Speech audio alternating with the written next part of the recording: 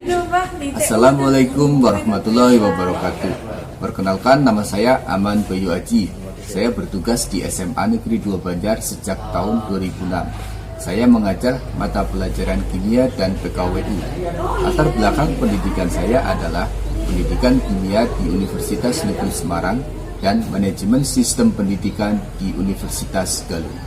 Tahun 2020 ini, meskipun pandemi COVID belum berakhir, saya tetap melaksanakan tupoksi saya sebagai seorang guru, yaitu merencanakan program kegiatan pembelajaran dan melaksanakan kegiatan pembelajaran baik secara daring maupun luring, serta melakukan penilaian pembelajaran secara daring. Selain tugas utama tersebut, saya juga mampu mengantarkan anak didik saya menjadi finalis Festival Inovasi Kewirausahaan atau FIKSI tahun 2020 dan mendapatkan penghargaan sebagai juara favorit 2.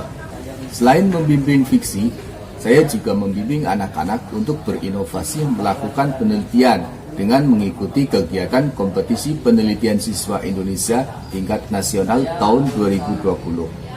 Saya juga mengikuti kegiatan pengembangan diri yang diselenggarakan oleh Kementerian Pendidikan dan Kebudayaan, seperti workshop Pintar Berwirausaha, guru belajar sesi pandemi, TOT Jabar Masagi, dan diklat penulisan artikel jurnal teknologi.